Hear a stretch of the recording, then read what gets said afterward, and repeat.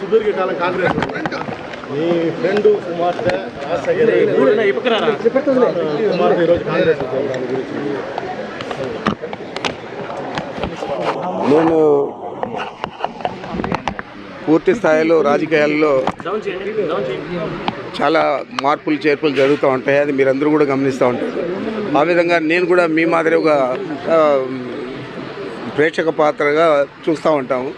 అయితే ఆచరణలో మేము ఏదైతే ఒక పద్ధతి ప్రకారం మొదటి నుంచి కూడా రాజకీయాలు నడిపామో ఆ విధంగానే జగన్మోహన్ రెడ్డి గారితో మేము మా రాజకీయ నేపథ్యం ఉంది కాబట్టి వారి కోసం మేము పనిచేయడానికి సిద్ధంగా ఉన్నాం.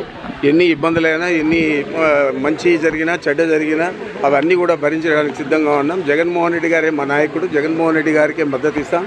మరి కాంగ్రెస్ పార్టీ వచ్చినా పోయినా, కాంగ్రెస్ పార్టీలో ఎవరు చేరినా ఎవరు చేరకపోయినా, అదేవిధంగా తెలుగుదేశం పార్టీలో ఎవరు చేరినా ఎవరు చేరకపోయినా, చంద్రబాబు కాకపోతే ఇంకొక నాయకుడు తెలుగుదేశం పార్టీకి వచ్చినా కూడా మా నాయకుడు జగన్మోహన్ రెడ్డి గారు, మా నాయకుడికి మద్దతుగా నిలుస్తాం తప్ప వేరే ఆలోచన మేము చేయాల్సిన అవసరం లేదు. మీకు వేరే జవాబు కూడా చెప్పాల్సిన అవసరం లేదు. ముఖ్యమంత్రి గారు కుటుంబాన్ని చీల్చి రాజకీయం చేస్తూ ఉంటారు అని ఆవేదించారు.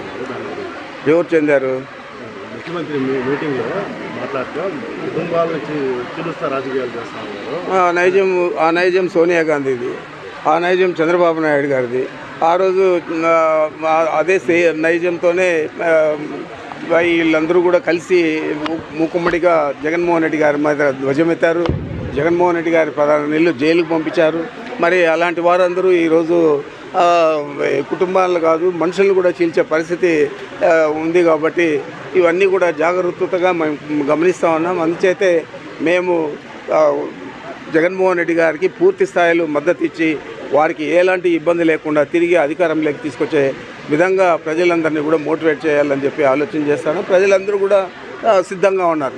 జగన్మోహన్ రెడ్డి గారిని ముఖ్యమంత్రిని చేయాలని మరి ఒక పర్యాయం మా కుటుంబాలు బాగుపడినాయి, మా జీవితాలు బాగుపడినాయి, మా ఊర్లు బాగుపడినాయి, మాకు ఎన్నో అభివృద్ధి కార్యక్రమాలు చేశాడు జగన్మోహన్ రెడ్డి గారు అని చెప్పి ఆలోచన చేస్తూ ఉన్నారు. కాబట్టి మేము వేరే చెప్పనక్కర్లేదు.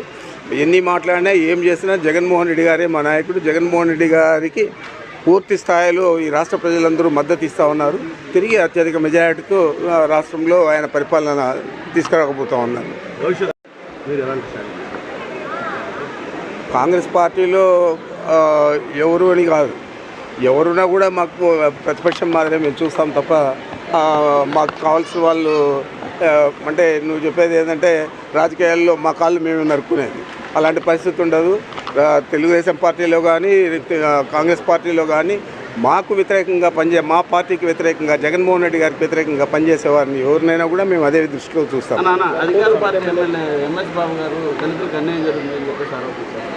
అతను మొట్టమొదట తాను ఆత్మవిమర్శ చేసుకోవాలి. అతను ఒక జెడ్పీటీసీగా ఓడిపోయిన వ్యక్తి.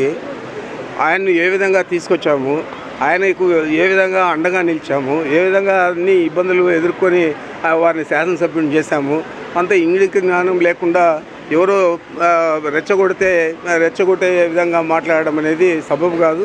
ఇప్పటికైనా కూడా మించిపోయింది లేదు. ఎంఎస్ బాబు ఆత్మవిమర్శన చేసుకొని తిరిగి వైఎస్ఆర్ కాంగ్రెస్ పార్టీకి మద్దతు ఇచ్చే పరిస్థితుల్లో ఉండాలి.